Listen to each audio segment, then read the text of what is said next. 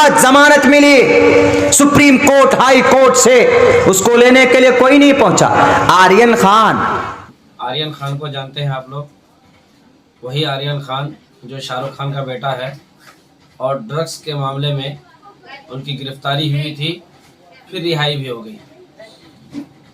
हिंदुस्तान के मशहूर आलिम दीन, मोस्ट पॉपुलर इंडियन स्पीकर मौलाना अब्दुल्ला सालिम चतुर्वेदी साहब ने गुज़िश्ता दिनों एक जलसे में आर्यन खान की रिहाई को लेकर एक बयान जारी किया है। एक तकरीर के दौरान उन्होंने आर्यन खान के ताल्लुक से कहा कि हिंदुस्तान के लोगों को आर्यन खान की रिहाई पर खुशी के साथ साथ उन लोगों की भी रिहाई पर खुशी होनी चाहिए जो उसी तारीख को रिहा हुए हैं, जिनका जुर्म साबित नहीं हुआ। इसके साथ साथ त्रिपुरा में जो हालात हैं, पूरे हिंदुस्तान में जो हालात हैं, बहुत कीमती बात मौलाना सालिम चतुर्वेदी साहब ने कही, लेकिन उन बातों पर किसी का ध्यान नहीं गया। मौलाना सालिम साहब के इसी बात को नोटिस की गई कि आर्यन खान की रिहाई पर इन्होंने एतराज किया। एतराज नहीं किया है बल्कि हिंदुस्तान के हालात को बयान किया है।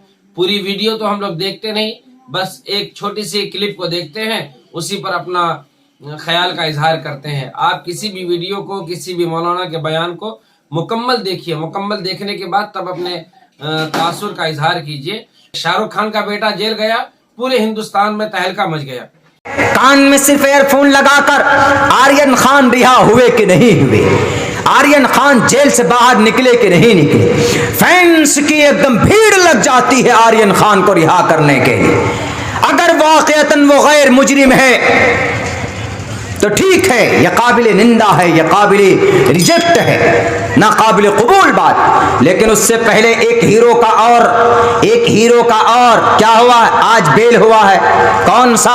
ताहा फैसल का कोई नाम शायद नहीं जानता होगा, उसको भी आज जमानत मिली सुप्रीम कोर्ट, हाई कोर्ट से, उसको लेने के लिए कोई नहीं पहुंचा।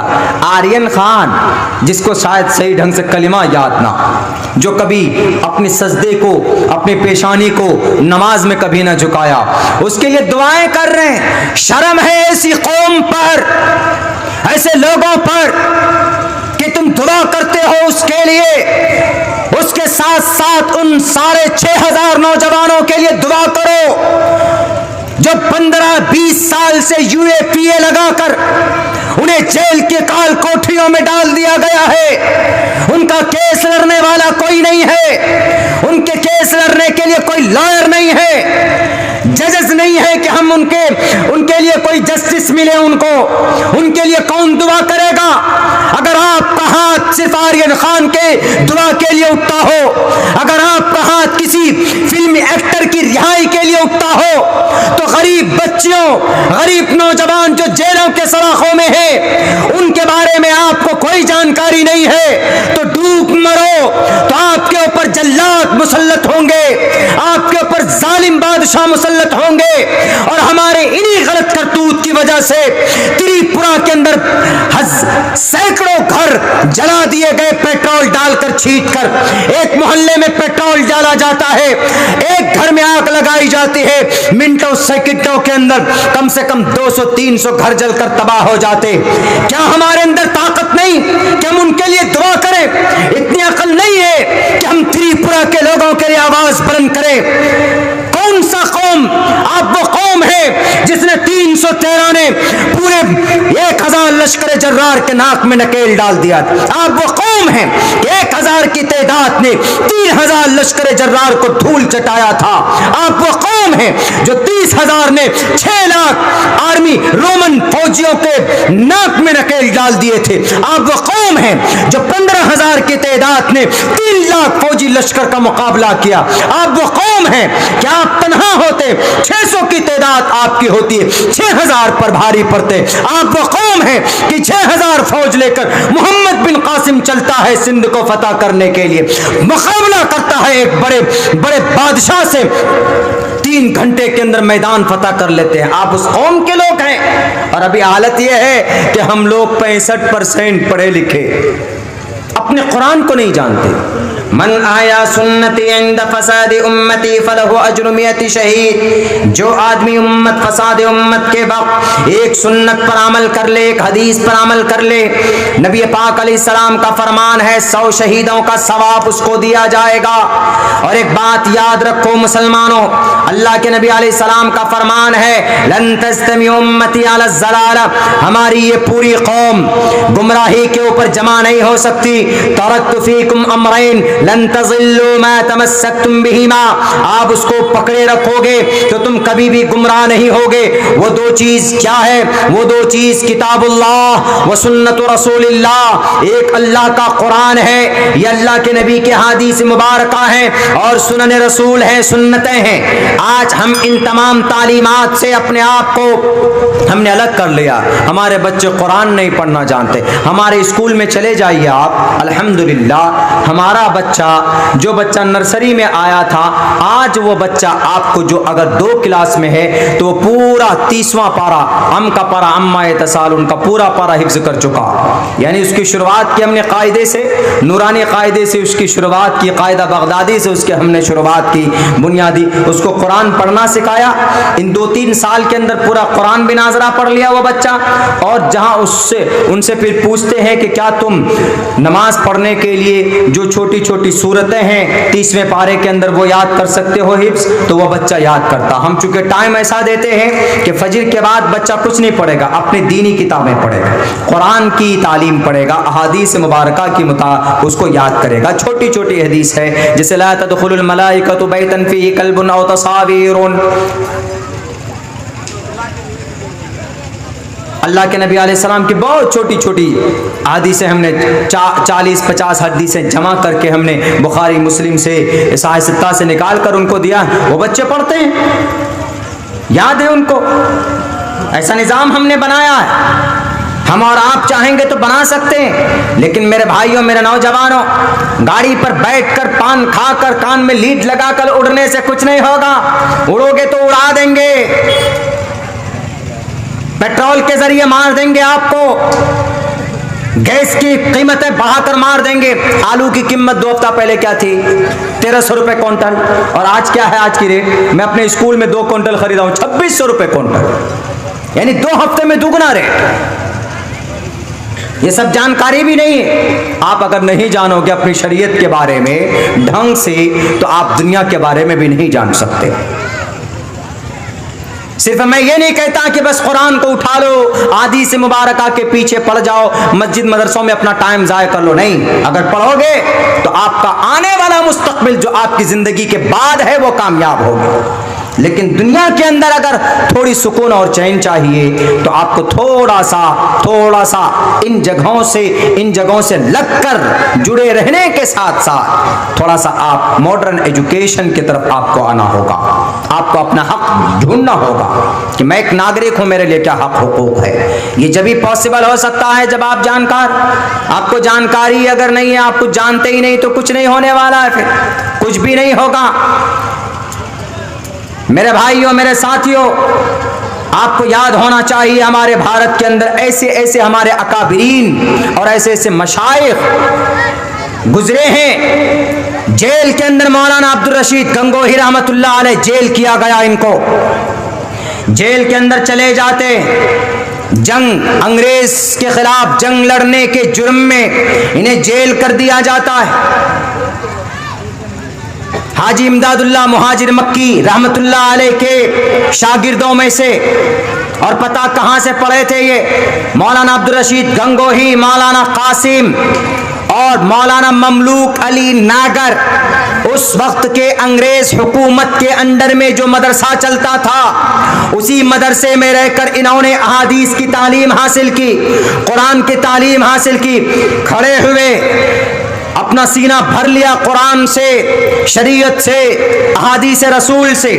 तब अंग्रेज के खिलाफ खड़े हुए। जब मौलाना रशीद को जेल होता है, जब ये जेल जाते हैं, FIR में थाने के जरिए से जेल कर दिया जाता है, तो पता वहां पर क्या किया इन्होंने? वहां पर बैठकर फजीहत नहीं की, अफसोस नहीं करे इन्होंने, बल्कि वहां पर बैठकर इन्होंने जो मुसलमान थे, जो कुरान पढ़ना नहीं जानते थे, उनको सामने बिठाया और कहा कि तुम लोग जब काम करते हो काम करो, बाकी तुम लोग नमाज पढ़ो। उन्होंने कहा कि हजरत, how can I recite our Quran, how can I recite हमारी होली ग्रंथ कुरान करीम, because we all don't know about the Quran, हम कुरान के बारे में नहीं जानते हैं। हजरत शेख आप कुछ न कुछ बताइए। उन्होंने मौका अच्छा समझा, एक ग्रुप तैयार की और एक दरसगाह वहां पर कायम किया।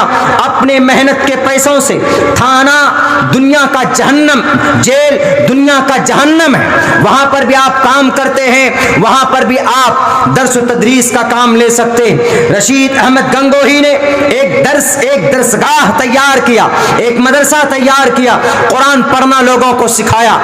शुरुआत से लेकर कुछ लोग पहुंचे, कुछ लोग तो पूरा कुरान पढ़ लिए, कुछ लोग हिफ्ज करने लगे, कुछ लोग तो आधे हाफिज बन गए, और कुछ लोग वो भी थे जिन्होंने अभी शुरुआत की थी, जिनका कुरान पढ़ना जानना उनका मुकम्मल नहीं हुआ था। लेकिन इनकी हजरत मौलाना की बेल हो जाती, इनकी रिहाई के ऑर्डर्स आ जाते हैं, तो पता है मौलाना सब लोगों को खुशी ही हुई, लेकिन कुछ लोग वो भी थे जो वहां पर रो रहे थे। जेल से बाहर निकलने पर खुशी होती, खुशी होना भी चाहिए, जैसे आज हो रहा है।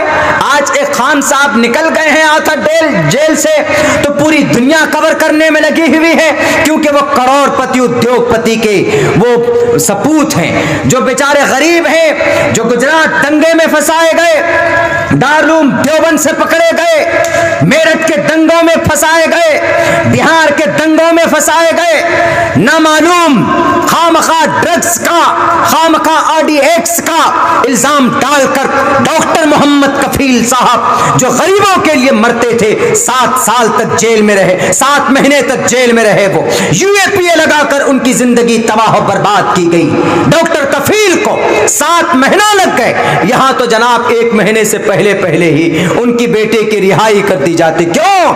हाई प्रोफाइल पर्सन, वो बहुत ऊंचे आदमी है, वो नाराज हो जाएंगे तो शायद तरक्की रुक जाएगी। एक बात याद रखो, मौजूदा कुर्सी पर बैठकर जालिम हुक्मरानों, पैसे वाले की बद्दुआ ईश्वर के दरवाजे से वापस आ जाती है। उनकी बद्दुआ वापस आती क्यों? क्योंकि उन्होंने हराम कमाई के जरिए अपने अपने बिल्डिंगें खड़ी की, अपने मोहल्ला तामीर किए। लेकिन डॉक्टर कफील जैसा, या फिर 6,500 मासूम मुसलमान, मोहम्मद कय्यूम, मोहम्मद तबरेज, मोहम्मद जावेद, अब्दुल रहमान, हनीफ, साकिब, ये नौजवान है, 15 साल तक जेल में रहे। जेल के बाद सुप्रीम कोर्ट में आखिर में क्या कहा कि इनके ऊपर कोई अभी तक आरोप सिद्ध नहीं हुआ, इनको बाहर भेज दिया जाए। उनकी इज्जत गई है। सुप्रीम कोर्ट के जजेस और जुडिशरी, मैं सवाल करता हूं, 15 साल उनकी जिंदगी तबाह हो गई। उनके ऊपर ये चार्ज लगाने वाले उस पुलिस वाले का, उस इन्वेस्टिगेशन के ऑफिसर का आपने क्या किया? उनके हाथ में हथकड़ी डालो और एक मासूम इंसान की 15 साल जिंदगी बर्बाद करने पर उनको जेल करो। 15 लाख रुपए मुआवजा देने से उनकी 15 साल की जिंदगी और उनकी बदनामी, उनकी इज्जत वापस दोबारा लौट कर नहीं आएगी। मेरे भाइयों, खुशी का मकाम होता जब बेल होता, ग्रांट होता, लेकिन इन गरीबों के लिए कोई नहीं सोचता। क्यों? हमारे पास लॉयर नहीं। हमारे पास तो बाबरी मस्जिद को लड़ने के लिए भी लॉयर नहीं था। हमारी बाबरी मस्जिद, लॉयर कौन? एक सनातन धर्मी। बताइए, सनातन धर्मी एक हिंदू भाई, वो आपकी तर्जमानी करेंगे? इंटरनली तो वो कुछ भी कर सकते, वो तो कहेंगे कि नहीं भैया, हम तो चाह रहे हैं कि भव्य राम मंदिर बने, तामीर हो इसकी। एक सुदर्शन न्यूज का जो एंकर, वो जाकर मौलाना से पूछता है, मौलाना आपके औरंगजेब साहब ने तो मस्जिद तोड़वा दी, मंदिर तोड़वा दी। हालांकि उस गधे को यही मालूम नहीं है कि मंदिर भी तोड़ा है और मस्जिद भी तोड़ा, मस्जिद भी शहीद की औरंगजेब रहमतुल्लाह अलैह। मंदिर क्यों तोड़ा था उन्होंने? क्योंकि उस मंदिर के अंदर में तहखाने में दौलत छुपा के रखे थे कुछ लोग, वहां के जो पदाधिकारी लोग थे उस ब्लॉक के, तो छुपा कर रखे थे। तो औरंगजेब को पता चला तो मंदिर तोड़वा दी उन्होंने, दौलत को, खजाने को निकालने के लिए। लेकिन सिर्फ मंदिर नहीं, बल्कि दूसरे तरफ उन्होंने मस्जिद को भी शहीद कराया। बिल्कुल यही इंफॉर्मेशन औरंगजेब को मिली थी कि उस मस्जिद के नीचे कुछ दौलत है। माल का उम्मत का कुछ माल है, तो इसीलिए उसको भी उन्होंने शहीद करवाया और फिर वहां से दौलतें निकलवाई। उस सुदर्शन न्यूज वालों के पता नहीं पेट में क्यों दर्द होते, वो बार बार कोई ना कोई सवाल लेकर आ जाता।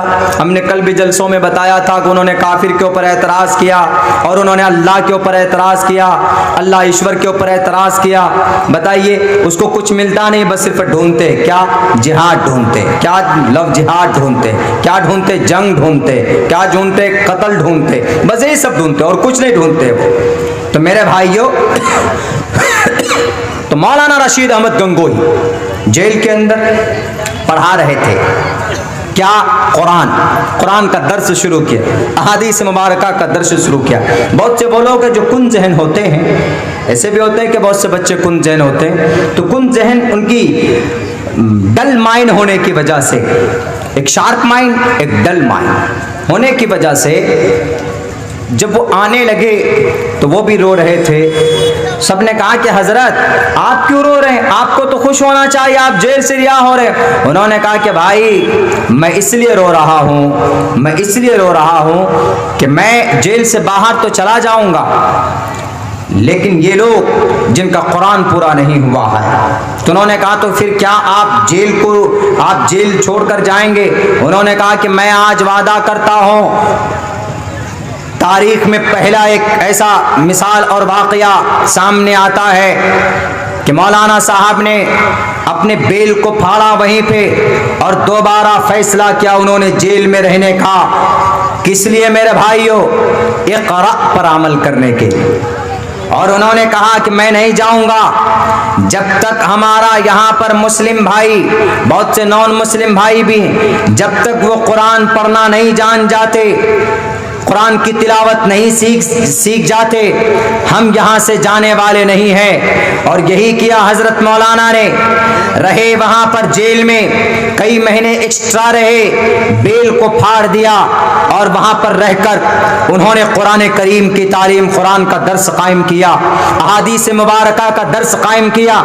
जो कुरान पढ़ना नहीं जानते थे उनको कुरान सिखाया। कुर्बान जाइए हम और आप लोग हमारे उलमाए किराम पर, जिनके तरफ हम लोग तवज्जो नहीं करते। मेरे भाइयों, आपको मालूम नहीं हमारी इस बेतवज्जोही की वजह से हमारे बड़े बड़े उलमाए किराम कहाँ जाते, आरएसएस के प्लेटफॉर्म पर गए हुए हैं। मैं ऐसे 10 बड़े आलिम दीन का